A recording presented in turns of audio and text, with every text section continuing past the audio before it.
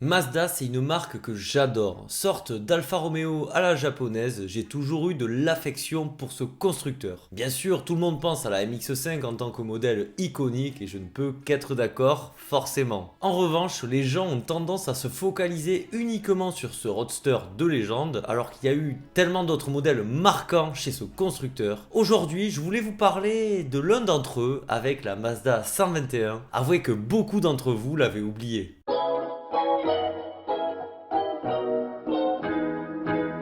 La 121 a connu 5 générations qui ont pour point commun de ne pas en avoir. La troisième génération est bien sûr la plus iconique. Il faut dire que son design n'a laissé personne indifférent. À l'époque, elle était considérée comme une alternative plus luxueuse aux citadines traditionnelles. En fait, je dis Mazda 121, mais en réalité, il s'agit d'une Autosam. Cette marque que vous ne connaissez probablement pas était spécialisée dans les citadines et les kei-cars. Vous savez, ces petites autos japonaises devant faire 3,40 m maximum et dotées d'un moteur de 660 cm3 maxi. Cette Autosam revue au Japon ou Mazda 121 donc n'a pas fait chavirer le cœur des Japonais. Mazda se dit quand même que ça pourrait lui permettre de se faire une image, notamment en Europe.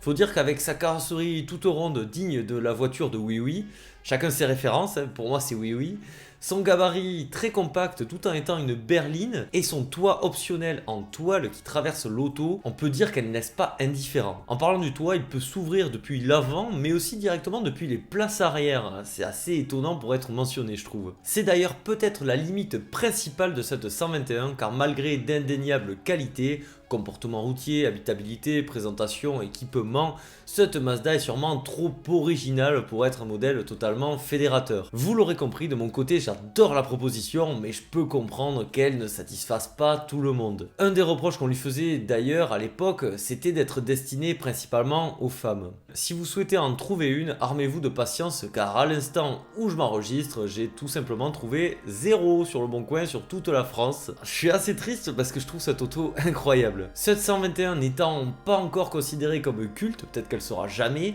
ses prix sont encore très raisonnables, encore faut-il qu'il y ait des annonces, forcément. De mon côté, je trouve que c'est une parfaite auto pour rouler différemment, pour pas cher, dans une voiture fiable et pratique. En fait, le principal souci de la 121, comme beaucoup de précurseurs, c'est qu'elle est sortie peut-être beaucoup trop tôt. Son côté premium décalé, ses petits moteurs, son gabarit en ferait une excellente alternative de nos jours, par exemple, au Mini et Fiat 500. Avec le look Mazda actuel, je pense que ça pourrait vraiment, il pourrait faire un truc. Cette Mazda est en réalité une déclaration d'amour aux années 90 de par son look comme ma chemise, de son constructeur et de son concept, témoin d'une époque où l'on pouvait tenter des choses et où l'uniformisation était une notion très éloignée. Bon les atmophiles, aujourd'hui c'était une vidéo assez courte mais j'avais quand même envie de vous parler de l'un de mes coups de cœur du constructeur Mazda.